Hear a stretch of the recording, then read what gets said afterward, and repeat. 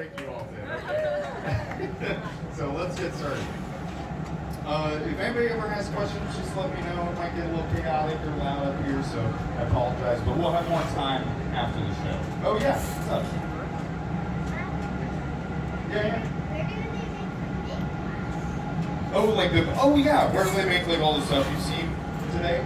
Yeah, all the really large scale work isn't made up here. You need much larger equipment to make all that stuff. So it's made in a bigger studio a few miles away over by Lake Union. And it's called the Boathouse. So imagine like everything up here just like way bigger, including the furnace that Alden just got the glass out of. That is molten clear glass.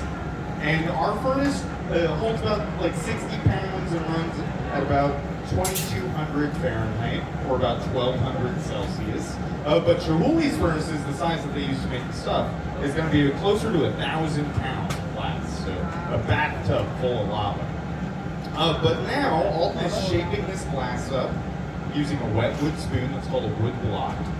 And it is made of wood. It's cherry wood, nice dense hardwood, but soaked in water, and that creates a thin layer of steam that separates the glass.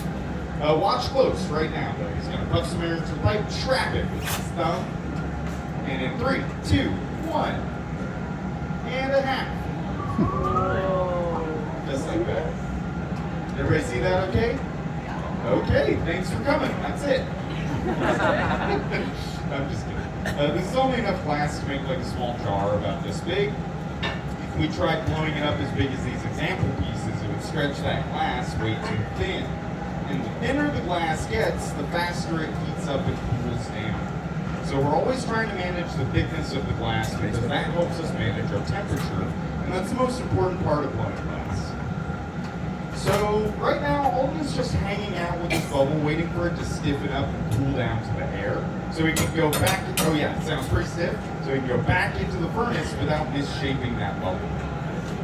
So you always have to layer the glass up, just like this way, cooling down the inside, and then layering on a fresh molten layer of glass, or gather of glass, to achieve larger scale objects. So our piece today, like these pieces, are only 2 gathers, so 2 layers of glass. The big Makia bowl, though, in there, the big giant bowls in the previous gallery, that's about 5 to 7 gathers on a larger pipe, too.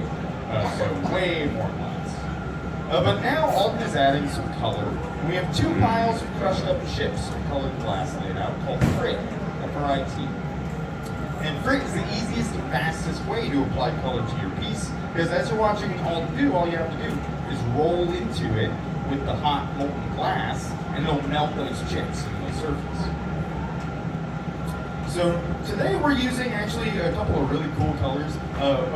Studio favorite up here is opaline white, so like the small white chunks of Frit that you just saw him roll into. That looks kind of like a table salt almost. It's about crushed that same size. And then we also have a really interesting color that's like an avocado green.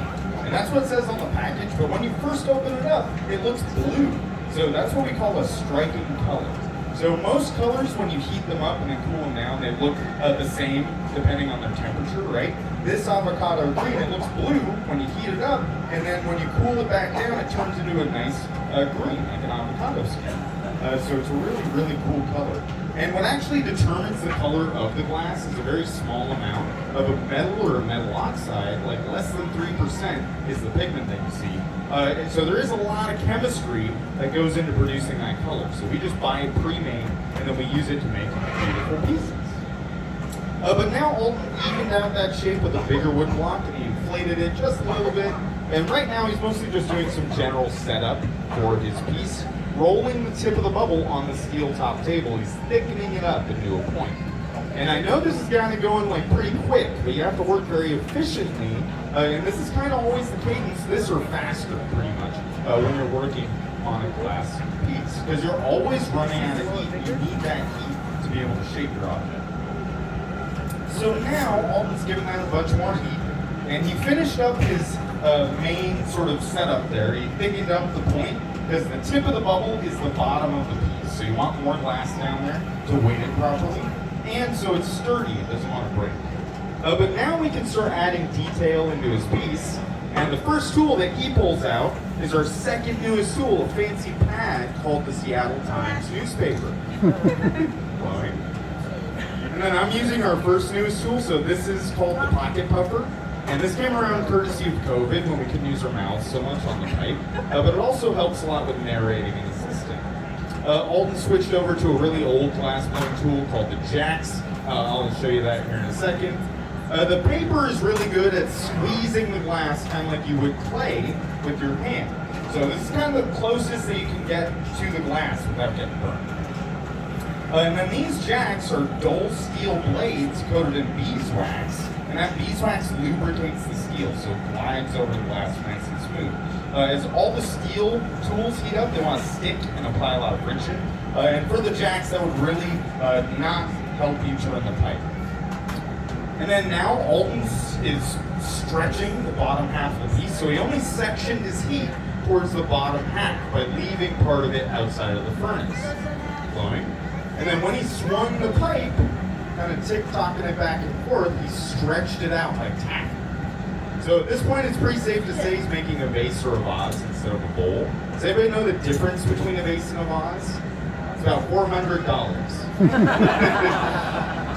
But now, he's showing you that the jacks are very versatile tools, so you can use it mostly to cut in like sharper angles, like squeezing a line right off the end of the blowpipe like you did earlier. That's a very important line called a jack line. We're going to use that to break it off the pipe when we're ready to work on the top.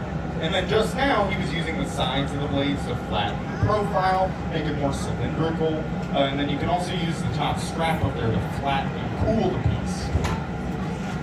And then now it looks like he's probably going to flatten the very bottom of the piece. You always need to manually push in that flat edge down there, because whenever we're inflating the bubble, it rounds itself out, just like any other bubble.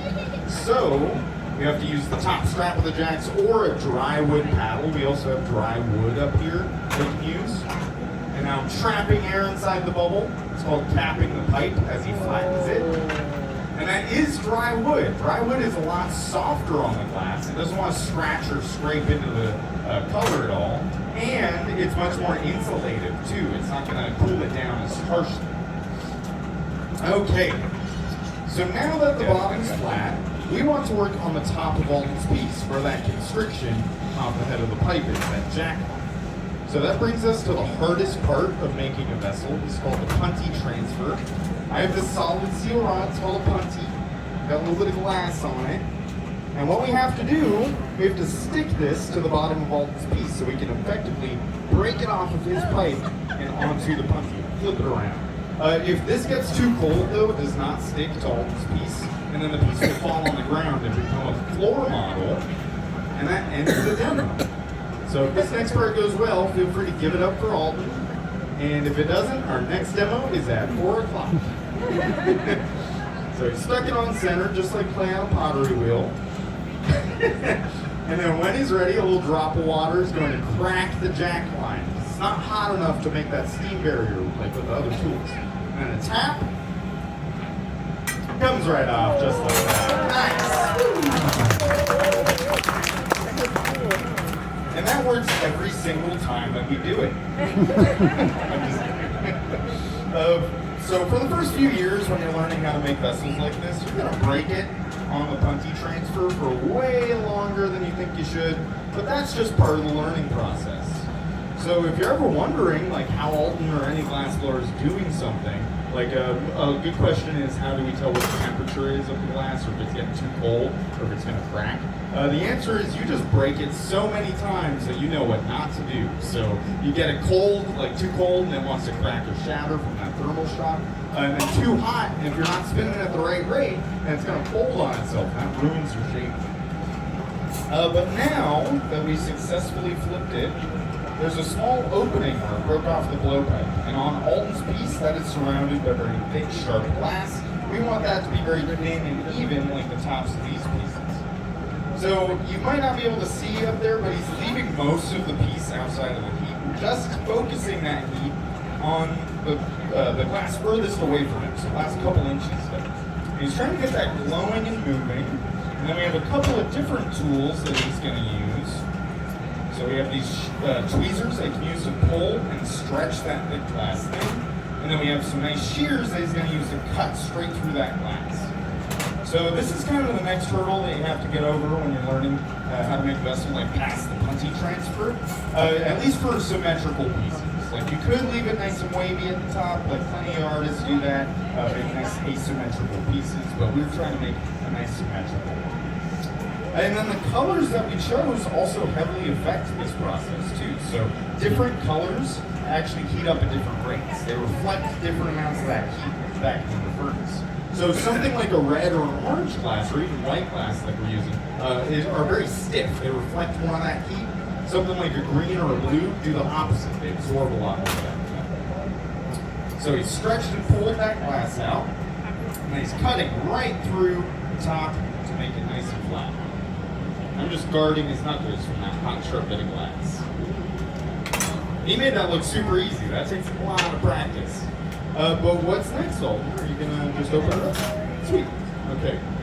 So the main way that we finish off the top, we go on the inside with the jacks, a little upwards pressure and adjusting the angle of his wrist. That's going to open it up to whatever angle that he flares it open his wrist to. So I can preheat the steel, and this just gives him a lot more time to shape the glass without it getting too cold. And then a little bit more beeswax. So you might see a little bit of fire, but I assure you it's perfectly safe, not going to harm Alton or the glass. But again, we just want these blades gliding over the piece. And then I can also use these drywood paddles to actually go against the lip of the vessel and keep that nice and square with the bottom. So again, shoot for that symmetry. The more tools that you apply to the shape at the same time, the more defined your shape is going to be, and the faster the whole process goes. So especially for the larger pieces, like you've seen in the exhibit today, you're going to see a lot more people helping on larger stuff like that. Like everything in the exhibit was made by a team of at least 5 to 16 people for any given object. Goes on the outside, and then you have that little fire. And there we have it, everyone. What do you think? Nice. Beautiful piece by Alton. And then we have one last very important step. We have to cool this very slowly so that it releases that internal tension without cracking. So we have this big oven right here. It's called a annealing oven or an annealer. And that runs at about 975 Fahrenheit or about 540 Celsius. Perfect temperature where it doesn't move, doesn't crack. And then after the last demo, tonight at about 7:15, every piece gets cooled down at the same time overnight with a computer program. So it's set to cool it at exactly the right rate. Before computers, they would just use a big wood fire oven, and whoever drew the short straw at work would just stay up with them overnight and just move it away from the fire. But a little drop of water and a tap, it should come right off the puntee if we set it up right. Just like that. Nice! Woo. Oh, real nice. And then it still leaves like a little sharp ring around that connection, so Alton's going to melt that out with a very hot torch called a hot torch. And that burns at about 4,000 Fahrenheit or about 2,200 Celsius. Gets it so hot that he can stamp CHS right in the bottom, right there. And there we have it, everyone. Beautiful piece by Alton. Woo.